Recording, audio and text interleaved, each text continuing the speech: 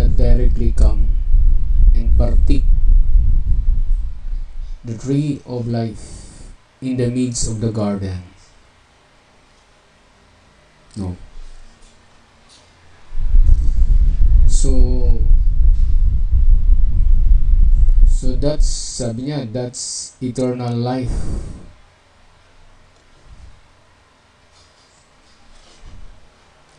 Had to become flesh verse.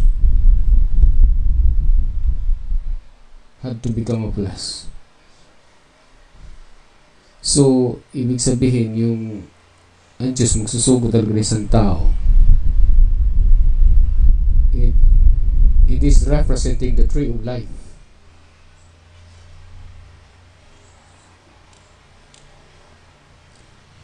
Representing the tree of life in the midst of the garden. So, sino yung magre-represent ano? Sino magre-represent as a tree of life?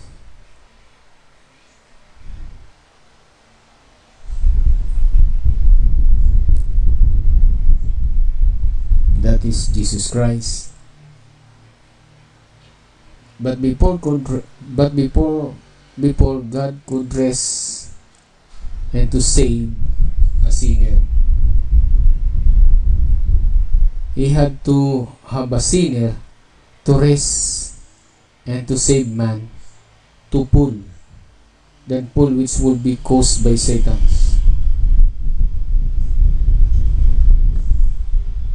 So, pinag-usapan ho natin yung sa kalagayan ni Adan, ano, from the Garden of Eden, nung tinutukso si Eve na kainin niya yung tree of knowledge of good and evil. Ang plan talaga ni Satan to destroy the plan of God. Maging mangyari ang production ng humanity is sexual reproduction rather than the spoken word. So, the spoken word is, that's the plan of God.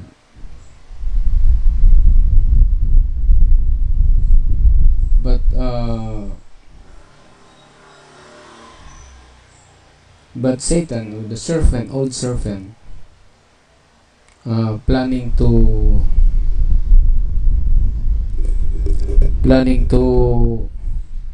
destroy.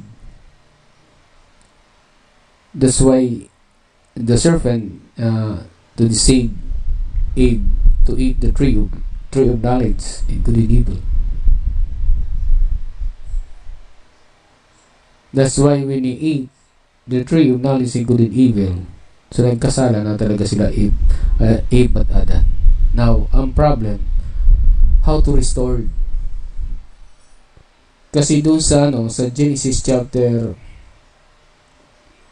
3:22 ato, 3 Genesis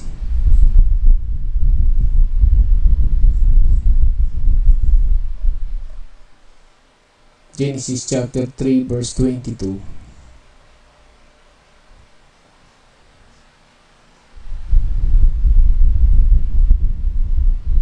And therefore,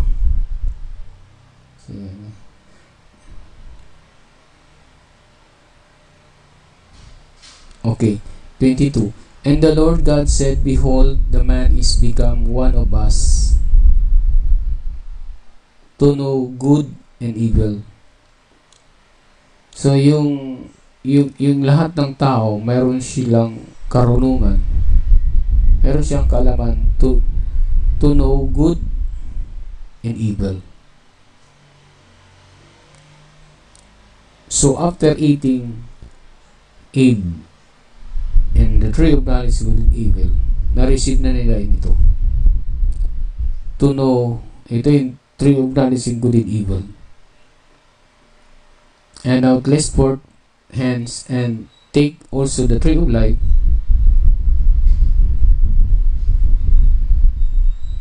and take also tree of life and eat and forever. So now,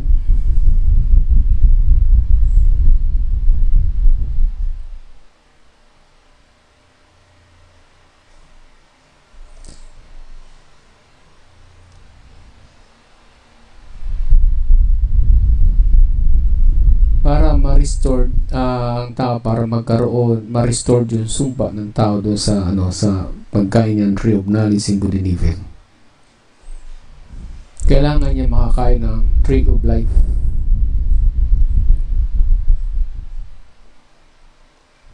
Para humaba ang kanyang buhay. And who is to represent this? That is Jesus Christ. Now, paano malalaman ng tao para mawala yung sumpa sa kanila? That's why si Jesus ay ginamit ng Diyos para to save. Kaya nga sabi ni Brother Branham,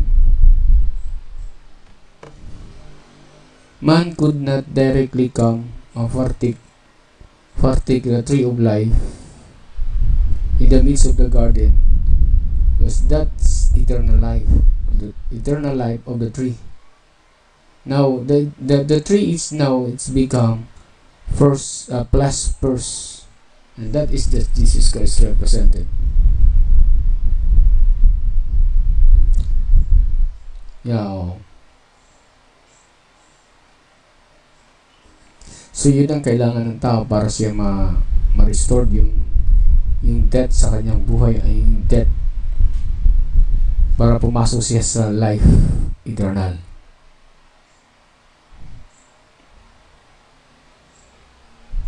So kung hindi siya papasok doon sa what we call of this, hindi siya makakapasok doon, mean to say, hindi siya nakakain ng tree of life. Sabi nga, but before could rest and save, God could rest and save sinner. So lahat talaga ng tao walang kaligtasan. Kaya ang John chapter 3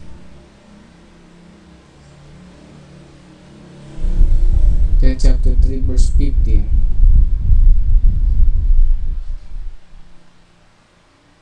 for God so loved the world that He gave His only begotten Son, and that Son is Jesus Christ. Diba?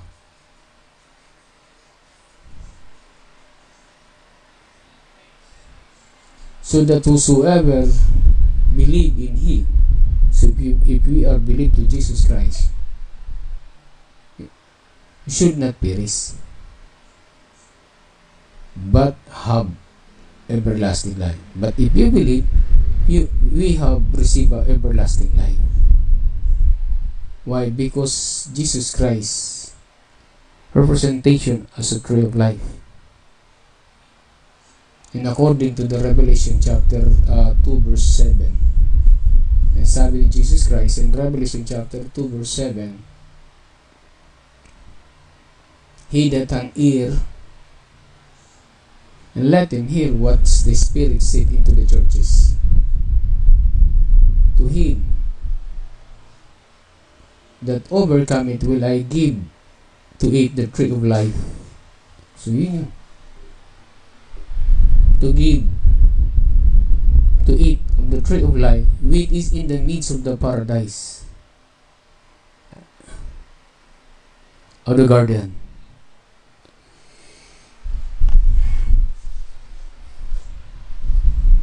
So yun ang ang tawag to, yun ang susi, yun key na dapat ang tao makarinig ng salita ng buhay.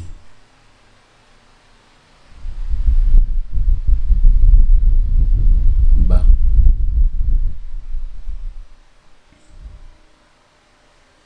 Naku, hindi pa pala ito na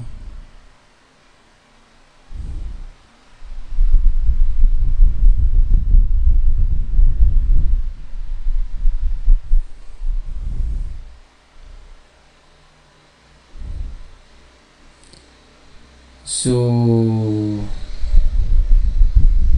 to that overcome overcome it will give it to tree of life which is in the midst of the garden. In the midst of the paradise. Yung garden pala, that is the paradise. See? Look at this one. Oh.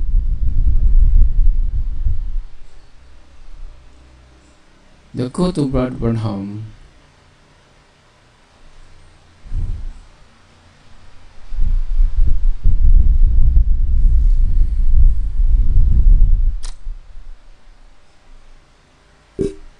Look at this one. Oh.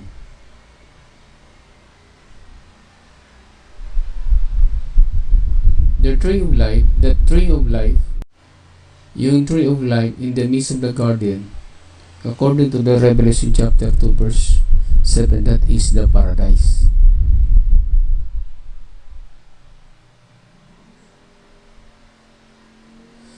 The tree of life that is in the midst of God, that's eternal life. That is, they had become flesh. So if you read in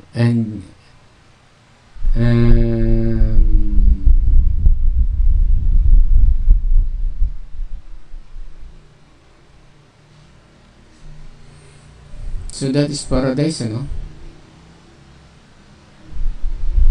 Look at this. He that an ear, let him hear what the Spirit saith into the churches. To him that overcome it, will I give to it the tree of life, which is in the midst of the paradise. See? Yung kinalagyan pala nila Adan Teheb, that is the paradise of God. Okay. So yun ang kalagayan. Now, sino ngayon magre-represent? Kasi nung kumain si Jesus Christ, nung pumunta sa paradise, kumain siya ng tree of life. And now Jesus is representing as a tree of life. Sabihin, para pumasok ang buhay, doon sa, pag binasa mo yung Revelation chapter 3, verse 22,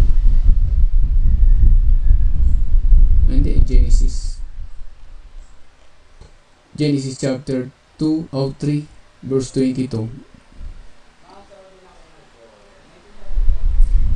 And the Lord God said, behold, the man is become one of us to know good and evil, and to rest forth in his life. And take also a tree of life, and eat of life forever.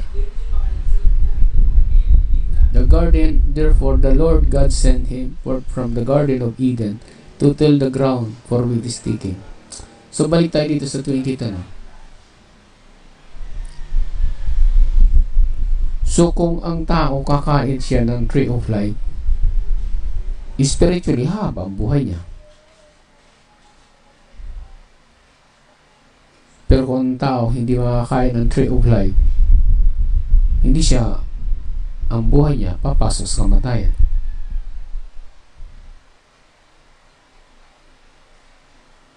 Diba?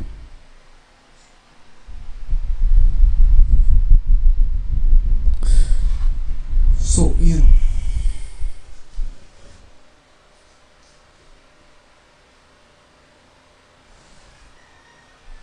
Yung tree of life nag-represent na sa laman. Sabi ni Jesus, this is my body. This is my body. And this is the blood.